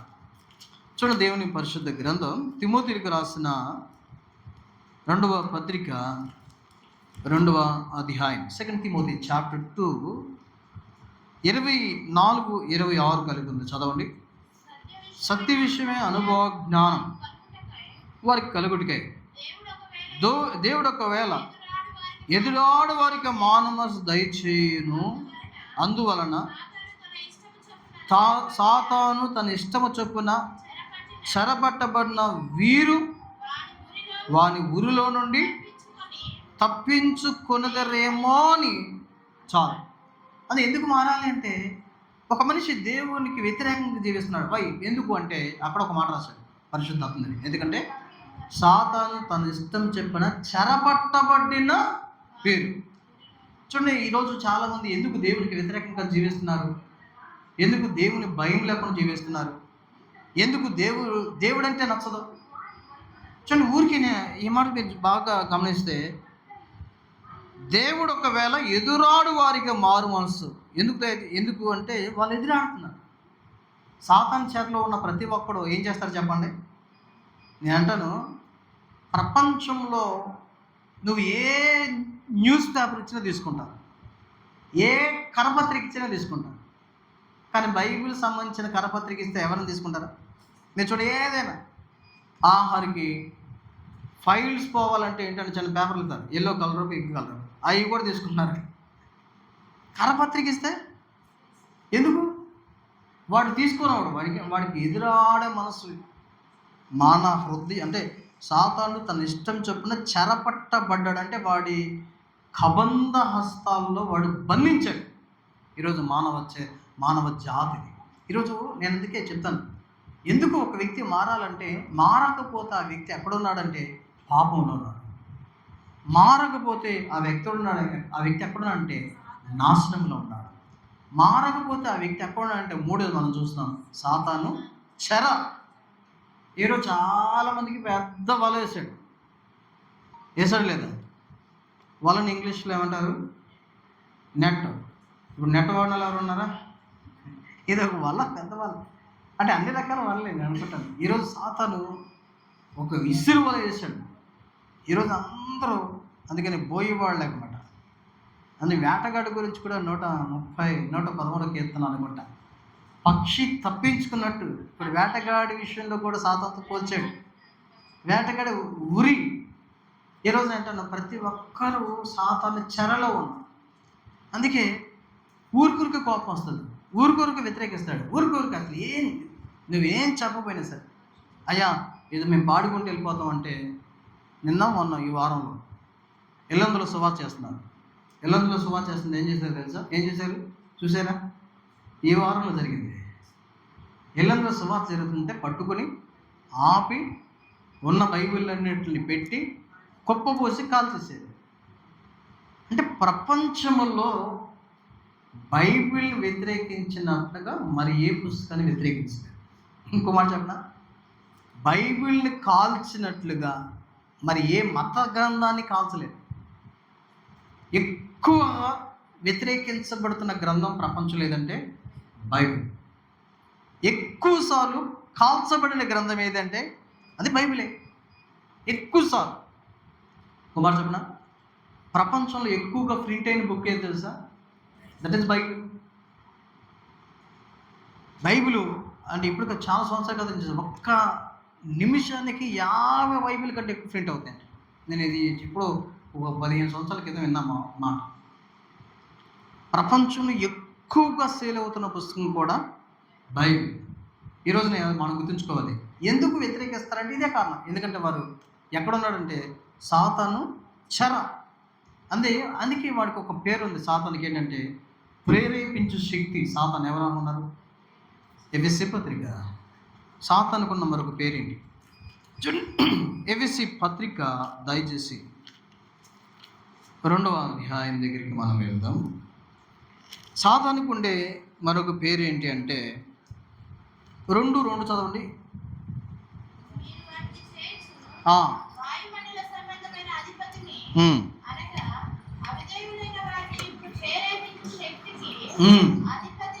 చాలు. ప్రేరేపించు శక్తికి అధిపతి. చూడండి, అందుకని మనం ఇప్పుడు నేను ఒక ప్రశ్న వేస్తాను మీకు. మన సాతాను చెరలో ఉన్నామా లేదా అని మనకు తెలియాలి. ఏంటంటే మన గురించి మనం ఆలోచిస్తే చాలు. నీలో ఒక శక్తి పనిచేసి నేను తప్పు చేయడానికి ప్రేరేపిస్తుంటే నువ్వెవరి జారిలో ఉన్నాడు చెప్పండి? వాడి జారిలో. వాడిని అందుకే ఎల్లు ఎల్లు ఎల్లు ఎల్లు ఎల్లు నీకు తెలియకుండా ఎవరో నేను నడుపుతున్నట్టు ఉంటాను. మనిషి ఎప్పుడు న్యూట్రల్ అండి. బైబిల్ చెప్పింది మనిషిని ఎవరైనా నడపాలి. అయితే దేవుడైనా నడపాలా చెప్పండి, లేకపోతే దయ్యమన్నా నడపదు. వెలుగన్నా ఉంటుందా, చీకటన్నా ఉంటుంది. ఇప్పుడు దేవుడు నడుపుతుంటే నేను పరిశుద్ధాత్మ దేవుడు నడుపుతాను. అంతే కదా, రోమపత్రిక 8:14 ఎందరూ దేవుని ఆత్మ చేత నడుపబడుదురో. చాలామంది దేవుని ఆత్మ చేత నడిపించబడతారు. అది మనకు తెలిసిపోద్ది. ప్రార్థన జరుగుతుంటే ఇంటికాడ కూర్చో కూర్చో కూర్చో అనేది ఎవరు చెప్పండి? దేవుడు అంటాడా ప్రార్థన జరుగుతున్నప్పుడు ఇంటికాడ కూర్చో, మొదటి పాట ఇక తర్వాత ఇల్లు, 2 పాటలు ఎంత తెల్లవచ్చులే, ఇవన్నీ ఎవరు నడుపుతారు తెలుసా? చెప్పండి. ఒప్పుకోవాలి అప్పుడప్పుడు అన్న. కనీసం ఈరోజు ఏమారో సోమవారం అన్న ఒప్పుకోండి. సాతానుకు ఉన్న శక్తి నిన్ను ప్రేరేపించగలదు. ఎందుకు మారాలి అనేది మనం చూస్తాం. ఎందుకు మారు మనసు పొందాలంటే 3 విషయాలు చెప్పాడు. 1, ఎందుకు మారాలా? ఒక వ్యక్తి పాపంలో ఉన్నాడు, పాపం నుంచి విడిపించబడటానికి మారాలి.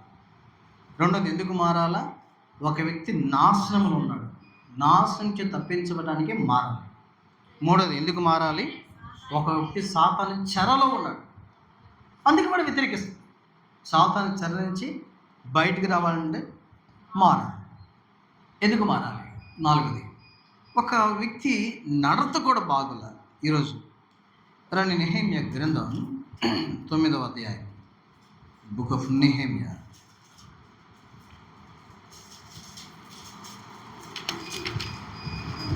తొమ్మిదవ అధ్యాయం దగ్గరికి మనం వెళ్దాం. నెహెమ్యా గ్రంథం 9వ అధ్యాయం ఎక్కడ చదవచ్చు అంటే 35 చివరి భాగం చదువుదాం. 35వ వచ్చిన చివరి భాగం నెహెమ్యా 9. నీవు వారికి ఇచ్చిన విస్తార ఫలవంతమైన భూమిని ఎండియు తమ చెడు నడతలు విడిచి పొందరైరి. చాలు.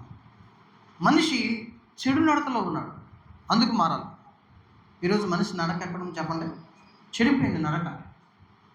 దేవుడైతే మనల్ని యథార్థవంతులకు పుట్టించాడని బైబిల్ చెప్పినప్పటికీ వారు వివిధమైన తంత్రములు కల్పించుకుని ప్రతివాడు తనకిష్టమైన చెడ్డ సాహసం, చెడ్డ నడక. ఈరోజు మనిషి నడక బాగోదు. నేను అంటాను, అంటే నడక అంటే మనం నడిచే నడక కాదు, ప్రవర్తన గురించి మాట్లాడుతున్నాను. పరిశుద్ధాత్మ దేవుడు ప్రవర్తన బాగా మనిషి ఈరోజు హద్దులు లేని విచ్చలవిడితనంలో జీవిస్తుంది. అందుకే ఈ క్రియలన్నిటి ఒక నిర్జీవమైన క్రియలు. అందుకే నిర్జీవ క్రియలు విడిచి మారుమనసు పొందుతాయో అని రాశాడు. ఆ మాట గుర్తుంది కదా. హెబ్రీ పత్రిక దయచేసి చూడండి, హెబ్రీలకు రాసిన పత్రిక. ఎందుకు మారాలి అంటే హెబ్రీ పత్రిక ఈ మాట చెప్తాం కూడా 6వ అధ్యాయం 1వ వచనంలో. కాబట్టి నిర్జీవ క్రియలను విడిచి అంటే నిజమే, ఆ చెడు నడతను బట్టి మనిషి క్రియలు జీవమైన క్రియలా నిర్జీవమైన క్రియలా? ఈరోజు చూడండి, మనిషి చేసే క్రియలో లైఫ్ లేదు, జీవం లేదు. ఈరోజు అది పనికిరాని ప్రవర్తన, పనికిరాని నడక, పనికిరాని మాట, పనికిరాని క్రియలు, పనికిరాని. దేవుడు మనల్ని ఎక్కడికి ఏం చెప్తామో. ఇప్పుడు నన్ను అడిగాడు ఇంకో దేవుడు, నేను ఇన్ని సంవత్సరాలు భూమి మీద పెట్టాను కదా, నువ్వేం చేసావు నా కొరకు అంటే, మనం ఏం చేసాము అన్ని దేవుడికి ఉపయోగపడి ఏమైనా చేసామా? రేపొద్దున దేవుడు మనం అందరం నిలబడం. ఇవన్నీ నెహెమ్యాకు అదిగా అంటాడు. నెహెమ్యాకు అంటే చనిపోయాడు, ప్రభు మహిళకి. ఆయన అంటాడు, ఒకవేళ నీవు దేవునితో సంబంధం లేకుండా కనుక చేస్తే అవన్నీ కౌంట్లెస్లోకి వెళ్ళిపోతాయి. నీ లైఫ్ 70 సంవత్సరాలు ఇస్తే దేవునికి సంబంధం లేకుండా బ్రతికితే అవన్నీ లెక్కలేనిట్టు తీసేస్తాడు దేవుడు. దాన్ని కౌంట్ కూడా చేయండి. ఈరోజు మన నడక ఎలా ఉంది, మన ప్రవర్తన ఎలా ఉంది, ఈ విషయంలో అర్థం చేసుకోవాలి. కొంతమంది నిష్ప్రయోజనమైన ప్రవర్తన కలిగి ఉంటే వాళ్ళు మారాల్సిన అవసరం ఉంది. ఒకవేళ నీవు చేస్తే, కొంతమంది చేస్తూ ఉంటారు కానీ వాళ్ళ వల్ల లాభం ఉండదు. ఇంకొంచెం మనం ముందుకు వెళ్దాం, ఒక్కొక్కటిగా చూస్తాం. ఎందుకు మారాలి అంటే, మారు మనసు పొందకపోతే ఇంకొక నష్టం ఏంటి అంటే, రెండు దేవుని వాక్యం ఇది మనందరికి బాగా తెలిసిన వచ్చిన భాగమే. ఎన్ని విషయాలు చూస్తాం మనం ఇప్పటికీ? 5 చూద్దాం. ఈ మాట చూస్తాం. ఎందుకు మారాలి అంటే, దేవుని పరిశుద్ధ గ్రంథం మత్తయి సువార్త, మనందరికీ తెలుసు ఈ మాట. 3వ అధ్యాయం మత్తయి సువార్త 3వ అధ్యాయం 7వ వచనం మనం చూస్తాం. ఎందుకు మారాలి? అతడు పరిసయ్యుల్లోను సద్దుకయ్యులలోను అనేకులు బాప్తిసం పొందవచ్చు చూచి, సర్ప సంతానమా, రాబో ఉగ్రతను తప్పించుకుంటకు మీకు బుద్ధి చెప్పిన వాడెవడు, మారు మనసు తగిన ఫలం. అంటే ఇప్పుడు మారు మనసు పొందాల్సిన అవసరం ఏంటంటే, మనిషి మారు మనసు పొందకపోతే రాబోయే ఉగ్రతలోనికి వెళ్తాడు. అదే బైబిల్ చెప్పి, ఉగ్రత రాబోతుంది, అది గుర్తుపెట్టుకోండి. ఈరోజు ఏముందని అనుకోవద్దు. అందుకే సమయం లేదని బైబిల్ ఎన్నోసార్లు చెప్పి, కాలం సంపూర్ణ. కొంతమంది మారు మనసు లేకుండా బాప్తిసం తీసుకుంటే వారిని యోహాను ఏమన్నాడు తెలుసా? సర్ప సంతానమా. అంటే బాప్తిసం ఎప్పుడు తీసుకోవాలంటే, నువ్వు మారు మనసు పొందిన తర్వాత తీసుకోవాల్సిన కార్యం. చాలామంది మారు మనసు లేకుండా బాప్తిసం తీసుకుంటే వాళ్ళు మళ్ళా తీసుకోవాలి. బైబిల్ చెప్పి, బైబిల్లో 2 సార్లు బాప్తిసం తీసుకున్న వారు కూడా ఉన్నారు. ఒకవేళ తెలియకుండా తీసుకుంటే ఖచ్చితంగా తీసుకోవాల్సిందే. కొంతమందికి గ్రహింపు లేకుండా ఇచ్చేస్తారు. అప్పుడు అలాంటి వాళ్ళకి ఏం చేయాలి? మళ్ళీ నిన్న ఒక వీడియో చూసాను. చిన్న పిల్లోడు అప్పుడే పుట్టాడు, తీసుకెళ్ళి అతను నీళ్ళ ముంచేసి లేపేసి. అంటే చాలా చిన్నది. అంటే బైబిల్ ఏం చెప్పింది అసలు బాప్తిసం గురించి? మారు మనసు లేకుండా తీసుకునే బాప్తిసాలు ఏవి కూడా అవి చల్లవు, బైబిల్ చెప్పిన మాట. కాబట్టి మారు మనసు పొందిన తర్వాతే మనం ఏం తీసుకోవాలి చెప్పండి? బాప్తిస్మము తీసుకోవాలి. ఒకవేళ అలా తీసుకోకపోతే అది యోహాను చెప్తున్న మాట ఏంటంటే, రాబోయే ఉగ్రత తప్పించుకోలేవో. ఈరోజు అని అయిపోయిందనుకో, రాబోయే ఉగ్రత ఉంది, అది భయంకరం. అది గొర్రెపిల్ల భయంకరమైన ఉగ్రత తినమంటాడు ప్రకటన 6:15. సరే, ముందుకెళ్దాం. ఇంకొక 2 విషయాలు చెప్తాను. ఎందుకు మారాలి అంటే, రండి అపోస్తలుల కార్యాల గ్రంథంలోకి మనం వెళ్దాం ఒకసారి. అపోస్తలుల కార్యముల గ్రంథం దయచేసి 17వ అధ్యాయం. అపోస్తలుల కార్యములు 17వ అధ్యాయం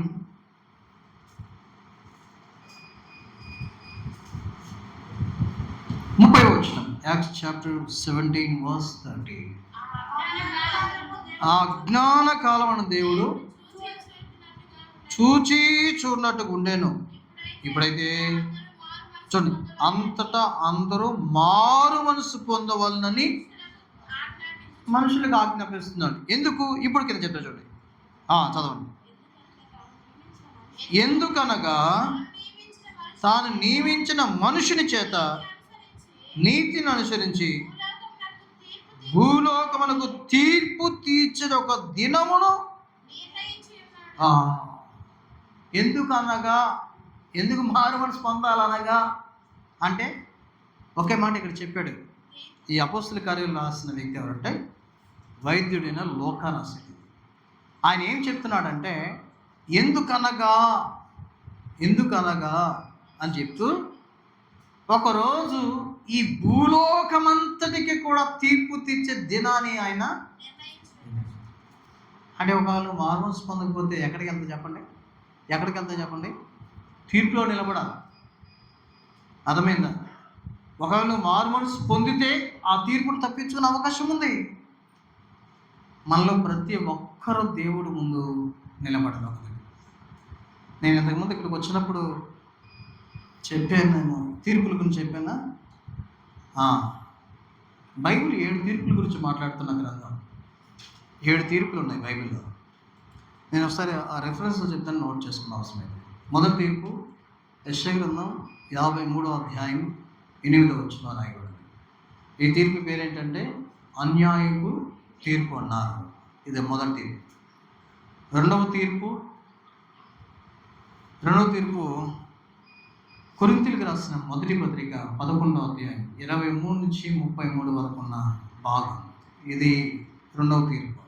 ఈ తీర్పుని ఏమని పిలిచారంటే, ఇది విశ్వాసుల తీర్పు అన్నారు. ఏం తీర్పు అన్నారండి? ఇది విశ్వాసుల తీర్పు అన్నారు. మూడవ తీర్పు 2వ కొరింథీ పత్రిక, కొరింథీయులకు రాసిన 2వ పత్రిక 5వ అధ్యాయం 10వ వచనంలో రాయబడింది. ఈ తీర్పు పేరు ఏంటంటే న్యాయ సింహాసనం తీర్పు అన్నారు. ఏం తీర్పు చెప్పండి? న్యాయ సింహాసనం తీర్పు. 4వ తీర్పు ఏంటంటే, ఇది 2 చోట్ల రాయబడింది. మత్తయి సువార్త 24వ అధ్యాయం 29 చివరి భాగంలో గోత్రముల వారందరూ రొమ్ము కొట్టుకుంటారంటాడు. ఇది ఇశ్రాయేలీల తీర్పు అన్నారు. ఇది యెహెజ్కేలు గ్రంథం 20వ అధ్యాయంలో కూడా మనం చూస్తాం. తర్వాత 5వ తీర్పు ఏంటంటే, 5 అంటే మనం చూసేది 5వ తీర్పు యోవేలు గ్రంథం 3వ అధ్యాయం 12వ వచనంలో రాయబడింది. యోవేలు 3:12. ఇది అన్యజనుల తీర్పు అన్నారు. ఏం తీర్పు చెప్పండి? ఇప్పుడు ఒక 5 చెప్పండి. మొదటి తీర్పు ఏంటి? అన్యాయ తీర్పు. రెండో తీర్పు ఏంటి? విశ్వాస తీర్పు. మూడోది ఏంటి? న్యాయ సింహాసన తీర్పు. నాలుగోది ఏంటి? ఇశ్రాయేలు తీర్పు. 5వ తీర్పు ఏంటి? ఇవాళ బాగానే గట్టిగా అన్నారు. 6వ తీర్పు ఏంటంటే బైబిల్ చెప్తూ ఉంది, పేతురు రాసిన 2వ పత్రిక 2వ అధ్యాయం 4వ వచనం. 2వ పేతురు 2వ అధ్యాయం 4వ వచనంలో దేవదూతల తీర్పు అన్నది. ఏం తీర్పు చెప్పండి? దేవదూతల తీర్పు. ఆఖరి తీర్పు ఏంటంటే ప్రకటన గ్రంథం 20వ అధ్యాయం 11 నుంచి 15 వరకు రాయబడిన భాగం రాయబడింది. దీన్ని ధవల సింహాసనపు తీర్పు అన్నారు. ఇదే పాపుల అంత్య తీర్పు. ఒకవేళ నువ్వు కనుక మారుమనసు పొందకపోతే ఇక్కడికి రావాలా. ఆ రోజు అందరూ నిలబడతారు. సృష్టి ఆది నుంచి ప్రపంచ భవిష్యత్తులో ఉంటున్న చివరి వ్యక్తి వారు ఎవరైతే మారుమనసు పొందలేదో వాళ్ళందరూ నిలబడతారు. బైబిల్ రాయబడింది, వారందరి గురించిన గ్రంథం, రాయబడిన గ్రంథాలు తెరవబడతాయి. ఆ రోజు గ్రంథాన్ని అనుసరించి దేవుడు తీర్పు తీర్చబోతున్నాడు. ఆ రోజు నువ్వు తీర్పులో నిలబడకూడదంటే ఈరోజు భూమి మీద ఏం చేయాలి చెప్పండి? మారుమనసు. ఇప్పుడు మారుమనసు పొందాల్సిన అవసరం ఎంతగా ఉందంటే, నిన్ను తీర్పులోంచి తప్పించబడాలంటే నీవేం చేయాలి చెప్పండి? మనసు మార్చుకోవాలి. మారుమనసు అంటే పెద్ద మాట కదా అది. మనసు మార్చుకోవడమే. ఇంతకు ముందు జీవితానికి ఇప్పుడు జీవితానికి పరివర్తన ఉండాలి, మార్పు ఉండాలి. వాళ్ళు లేకుండా వచ్చి బాధ్యత తీసుకున్నారు కాబట్టి అన్నాడు ఆయన, సర్ప సంతానమా ఫలం ఏది? ఈరోజు అంటాను చాలామంది జీవితం లేదు. మారుమనసు పొందాల్సిన అవసరం ఏంటి? ఆరోది అంటే పొందకపోతే వారికి తీర్పు ఉంది.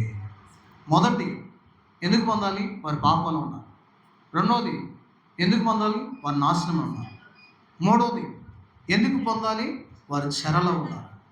నాలుగవది వారు ఎందుకు పొందాలి? వారి చెడు నడతలో ఉన్నారు. ఐదవది వారు ఎందుకు పొందాలి? వారు ఉగ్రతకి సిద్ధంగా ఉన్నారు. ఆరోది వారు ఎందుకు పొందాలి? వారు తీర్పుకి సిద్ధంగా ఉన్నారు. ఏడో ఆఖరిది ఎందుకు పొందాలి? ఇది మనందరికీ బాగా తెలిసిన మాటే. లూకాసు వార్త దయచేసి 16వ అధ్యాయం దగ్గరికి మనం వెళ్తాం. లూకాసు వార్త 16వ అధ్యాయం చూడండి. దేవుని వాక్యం నుంచి లూకాసు వార్త 16వ అధ్యాయం. ఈ మాట చూడండి, చాలా ఆశ్చర్యంగా అనిపిస్తూ ఉంటుంది. లూకాసు వార్త 16వ అధ్యాయం 30వ వచనం చదవండి. అతడు తండ్రి అయిన అబ్రహామా, అలాగనవద్దు, మృతులలో నుండి ఒకడు వారి యొద్దకు వెళ్ళిన ఎడల వారు మారు మనసు పొందుదురని. ఈ మాట ఎవరు మాట్లాడుతున్నారు చెప్పండి? చెప్పాలి. ఎవరు చెప్తున్నారు? పుట్టినప్పటి నుంచి చెప్తూనే ఉంటారు. ఎవరు చెప్తున్నారు ఈ మాట అంటే? ధనవంతుడు. ఎవరితో మాట్లాడుతున్నాడు? క్లియర్గా ఉంది కదండి, మీ తెలుగు బైబిల్ లేదండి. తండ్రి అయిన అబ్రహాంతో మాట్లాడు. ఏం మాట్లాడుతున్నాడు? అయ్యా అలాగనొద్దు, ఏమని అనొద్దు. పైన ఆయన ఏమన్నాడు? తండ్రి అయిన అబ్రహాం ఏమన్నాడు చూడండి, 29వ వచనం. అబ్రహాము వారి యొక్క మోషే ప్రవక్తలు ఉన్నారు, వారి మాట వినవలనని. ఏంటి స్టోరీ అంటే ఇదంతా ఒక చరిత్ర. కథకి చరిత్రకి తేడా ఏంటి అంటే, కథలో పేర్లు ఉండవు, చరిత్రలో పేర్లు ఉంటాయి. ఒక కథ చెప్పారు. ఒక తండ్రికి 2 కొడుకులు ఉన్నారు. లూకాసు వార్త 15వ అధ్యాయంలో. కొడుకు పెద్దోడు ఎవడో చిన్నోడు ఎవరో తెలియదు. కథలన్నీ ఇలాగ ఉంటాయి, అనగనగా. కానీ ఒక చరిత్రలోనే పేర్లు ఉంటాయి. ఈ చరిత్ర అందుకనే మోషే కాలంలో జరిగిన చరిత్రను యేసు ప్రభు తన కాలంలో ఎత్తి మాట్లాడుతున్నాడు. కాబట్టి అక్కడ మోషే ఉన్నాడు, అక్కడ అబ్రహాం ఉన్నాడు, అక్కడ లాజరు ఉన్నాడు, అందరి పేర్లు ఉన్నాయి. సో అంటే ఇది ఒక కథ కాదు, ఇది ఒక చరిత్ర, జరిగిన విషయం. అంటే యేసుక్రీస్తు వారు మోషే కాలంలో జరిగిన విషయాన్ని ఎత్తి తన కాలంలో ఆయన చెప్తూ ఉన్నాడు. అప్పుడు ఆయన చెప్తూ ఏమన్నాడంటే, ఈ ధనవంతుడు కాలిపోతా అయ్యా, ఇంకా నాకు 5 సహోదరులు ఉన్నారు, దయచేసి లాజరును వారి దగ్గరికి పంపవా.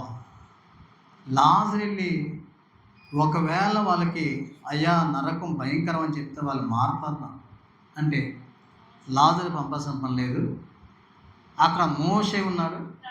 మీకు అర్థమే భాషలో చెప్పనా, మీ బంధువులు ఎవరైనా మారుమనసు పొందకుండా చనిపోతే వాళ్ళు మాట్లాడుతున్నారు, అయ్యా యెరూషలేము ప్రార్థనా మందిరంలో ఈరోజు ప్రత్యేక కూడికలు అంట, పాస్టర్ గారు వచ్చి వాక్యం చెప్తున్నాడు, మా మనవరాలు వెళ్ళింది, నాయన ఎన్నో నాటకాలు వేస్తుంది, మార్కులు ఆమెకు కనీసం ఎవరన్నా పంపించి అని కనుక చచ్చిపోయిన వాళ్ళ పేరు ఎవరైనా రిక్వెస్ట్ చేసింది అనుకో, మీ ఊర్లోనే ఎవరైనా చచ్చిపోయిన పేరు వచ్చి పలానా మోసే వచ్చి చెప్పి మారుతారని అనుకోని మోసే వస్తే ఉంటాం మనం, చచ్చిపోయిన మోసే వస్తే ఏమని ఒకవేళ అనుకోండి, ఎవరైనా ఉంటే బాధపడదు.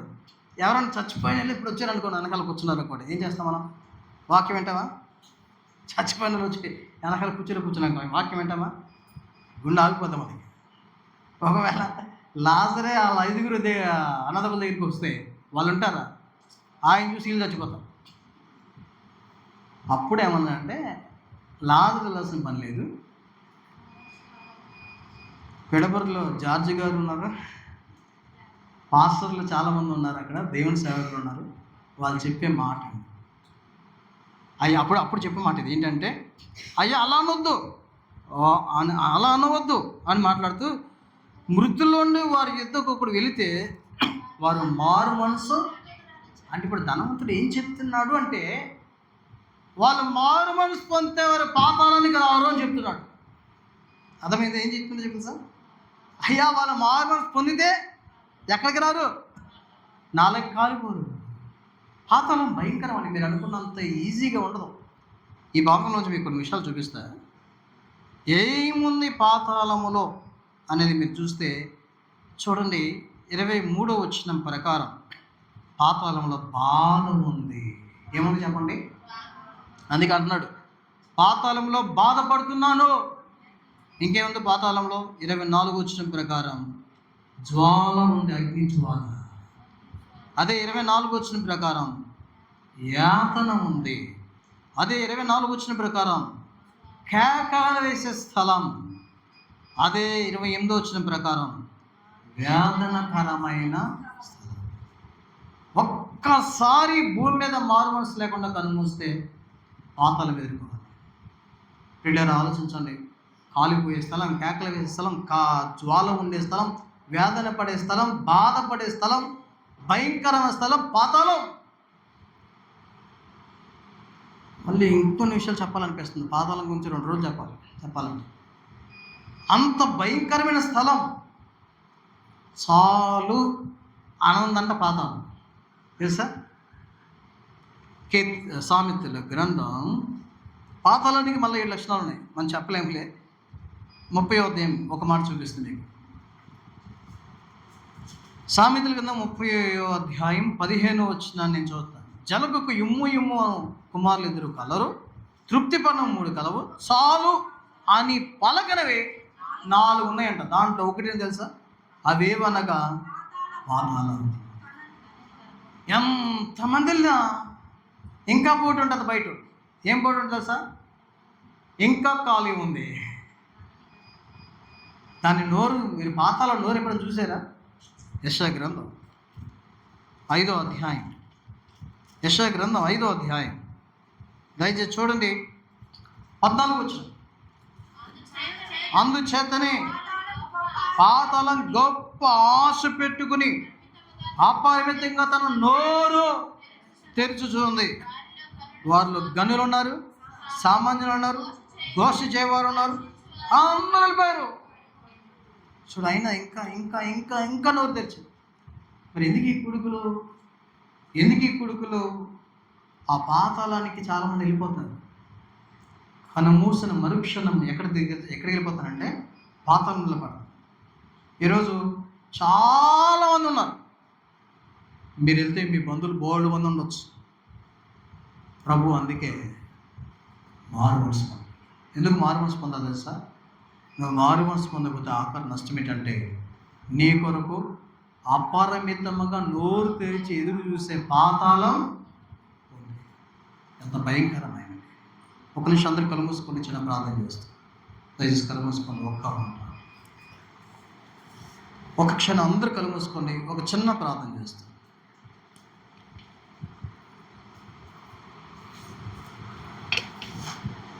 కాబట్టి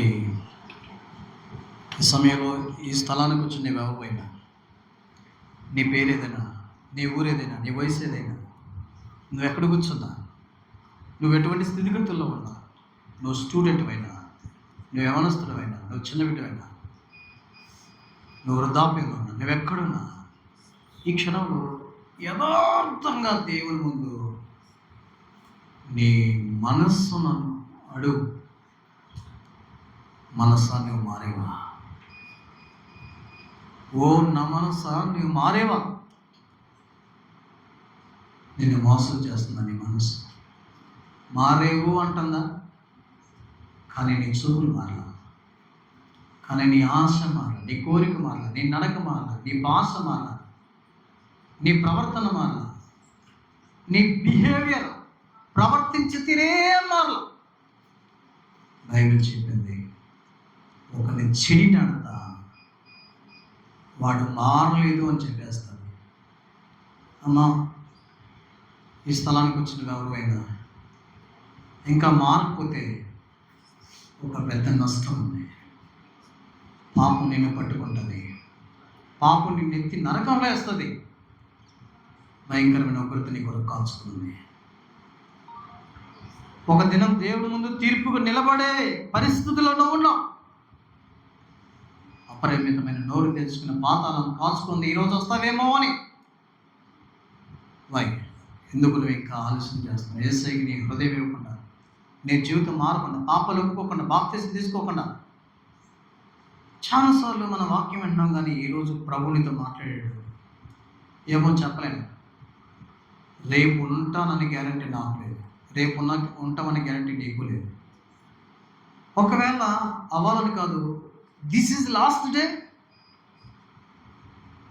ఒకవేళ ఈరోజు లాస్ట్ ఆఖరి దినం అయితే,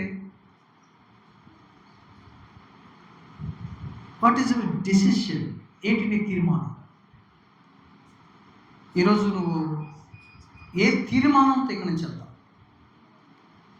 ప్రభు మాట్లాడినా, ప్రభు దర్శించినా, ప్రభు చూపించినా, ప్రభు ఒప్పింపు చేసినా, ప్రభు ఇంత స్పష్టంగా మాట్లాడినా, నీ ముందుకు తీసుకొచ్చినా కఠినం చేసుకుని ఈరోజు కూడా వెళ్ళిపోతావా?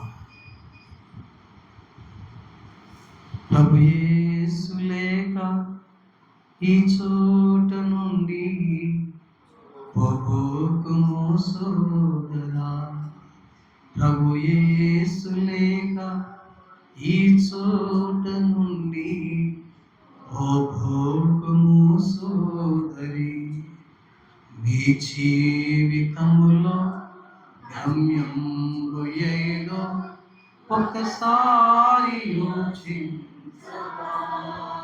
ఈరోజే నీ గమ్యం ఏంటో నీకు అర్థమవుతుంది.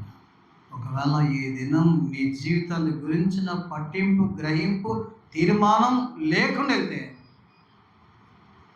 కన్ను మూస్తే ఎక్కడికి వెళ్ళదు. చెప్పిరాదు మరణం, చూసిరాదు మరణం, వాయిదా వేది మరణం, నీ స్థితిని చూడదు మరణం.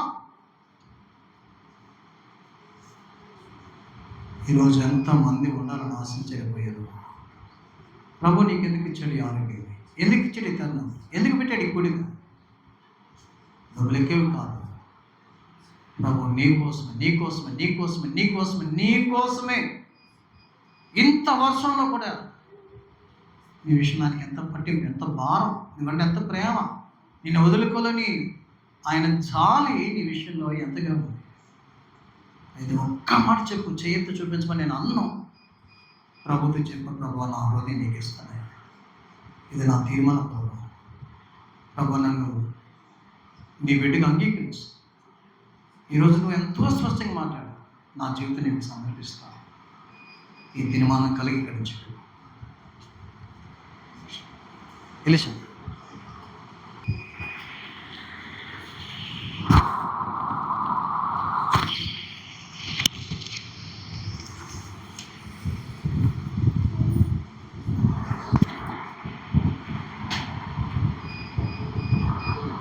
ప్రేమిగల తండ్రి, పరిశుద్ధమైన దేవ, నమ్మదగిన దేవ, మాట్లాడే దేవ, మీ ఘనమైన, ఉన్నతమైన, శ్రేష్టమైన నామమును బట్టి స్తోత్రాలు.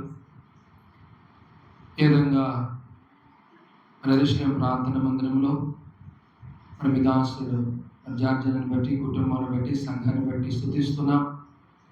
మరి ఈ దినము రేపు కలిగినటువంటి ప్రత్యేక కోడికల్లో ఈ మొదటి దినము, మొదటి వర్తమానంలో మీ దాసుల ద్వారా మీ దాసుల సాలములన్నీ చిన్న కాకా నుంచి క్షేమంగా తీసుకుని వచ్చి అనుగ్రహిస్తూ వచ్చిన మీ పరిశుద్ధ లేఖన భాగముల కొరకై ఉదయమాన మిమ్మల్ని స్తుతిస్తున్నాం. నిజంగా దయగల మా తండ్రి, ప్రేమిల ప్రభా, మా ఎడల మీరు ఎంతో అనుదినము వాత్సల్యత చూపుతున్నారు ప్రభా. ఆయన మన ఎడల ఎడతెగక వాత్సల్యత చూపుతున్నాడు కనుక మనము నిర్మూలము కాకున్న వారము కనుక దయగల తండ్రి, ప్రేమిల ప్రభా, అందరూ మారు మనసు పొందాలని మీరు దీర్ఘశాంతము చూపుతున్న దేవుడిగా ఉన్నారు కనుక మరి సమయంలో అపోస్తుల కార్యములు 3:20 ఆధారం చేసుకొని ప్రభా, మరి ఆనాడు పేతురు ద్వారా మా తండ్రి మరి మీరు మాట్లాడుతూ వచ్చిన మీ యొక్క పరిశుద్ధాత్మ ద్వారా మాట్లాడినటువంటి మాటలు ఈ దినము యెరూషలేములో మీ దాసుల ద్వారా మీరు సెలవిస్తున్నందుకై స్తోత్రాలు. మారు మనస్సు పొంది తిరుగుడి అని సెలవిచ్చారు కనుక మారు మనస్సు పొంది మీ వైపు తిరగాలని తర్వాత మరొకసారి తండ్రి మీ ప్రేమ స్వరాన్ని మీరు వినిపిస్తుంటున్నారు. ఎందుకు మారు మనసు పొందాలో, మారు మనసు పొందవలసిన అవసరత ఏమిటో, ఎందుకు మారు మనసు పొందాలి ఒక వ్యక్తిని ప్రభా మరి మీరు తీసుకొచ్చిన తలంపుల కొరకే స్తోత్రాలు. అవును, ప్రతి మానవుడు పాపి కనుక పాపి అయిన మనుష్యుడు మారు మనసు పొందాలని మీరు సెలవిచ్చిన నాశనంలో ఉన్నాము ప్రభా కనుక మేము మారు మనసు పొందాలి. దేవాదయగలితని ఉగ్రతలో ఉన్నాము, తీర్పులో ఉన్నాము, సాతాను చెరలో ఉన్నాము దేవా తండ్రి, మరి పాతాళమునకు పరిగెడుతున్నాము దేవా. ఇలాంటి భయంకరమైన పరిస్థితిలో మా తల్లి మాకు మారు మనస్సు కావాలని మీరు సెలవిస్తున్నారు, మారు మనస్సు పొందాలని మీరు సెలవిస్తున్నారు. దయగల మా తండ్రి, ప్రేమగల ప్రభా, ఆ యొక్క మారు మనస్సు మా ప్రభువైన యేసుక్రీస్తు వారి యొక్క ప్రశస్త రక్తంలో మీరు మాకు అనుగ్రహించే దేవుడిగా ఉన్నారు. మన పాపములు మనం ఒప్పుకునే యెడల ఆయన నమ్మదగిన వాడు, నీతిమంతుడు కనుక మన పాపములు క్షమించి సమస్త దుర్నీతి నుండి పవిత్రుడిగా చేస్తారని మీరు సెలవిచ్చినారు కనుక దయగల మా తండ్రి, ప్రేమగల ప్రభా, మరి రాబో ఉగ్రత అని సెలవిచ్చారు. భయంకరమైనటువంటి ఉగ్రత ఉంది, మరి భూలోకమంతుడికి తీర్పు తీర్చిపోయే దినం అవుతుంది, అది మీరు నియమించినారని రాయబడింది కనుక దయగల మా తండ్రి, ఇంకా ఇక్కడ కూర్చున్న వారేమి, ఈ శబ్దాన్ని వింటున్న వారేమి, ఇంకా మారు మనస్సును నిర్లక్ష్యం చేస్తున్న వారు దేవా, ఈ దినమే వారు మారు మనసు పొందినట్లు ప్రభువైన యేసుక్రీస్తు యొక్క మరణము పునరుద్ధానముందు విశ్వాసం ఉంచినట్లు మీరు కార్చిన అమూల్యమైన ప్రశస్త రక్తంలో వారి పాపములు కడగబడి ప్రభు ఉచితముగా వారు నీతిమంతులుగా తీర్చబడి పాతాళమును తప్పించుకొని పరమునకు వారు చేర్చబడినట్లు, నిత్య జీవమును పొందినట్లు, తీర్పును ఉగ్రతను సాతాను యొక్క చెర నుండి తప్పించబడినట్లు మారు మనస్సు అనుభవం దయచేయమని ప్రార్థిస్తున్నాం. సహాయం ఇక్కడ మోకరించిన 25 వారి పాపం విషయం పశ్చాత్తాపడి మరి పాప క్షమాపణ కోరుతున్నారు వారిని ప్రభావ మీరు చేపట్టుకోనండి, వారి తీర్మానాలను స్థిరపరచండి, వారికి సంపూర్ణమైన రక్షణ అనుభవాన్ని మీరు కలిగజేయమని ప్రార్థిస్తూ మరి ముందున్న సమయం కూడా దీవెనకరంగా, మేలుకరంగా, ఆశ్వాదకరంగా మీరు జరిగించమని మహిమా ఘనత స్తుతి ప్రభావము మీ నామమునికి చెల్లిస్తూ యేసు ప్రభు నామములో ప్రార్థించి వేడుచున్నాం తండ్రి, ఆమేన్.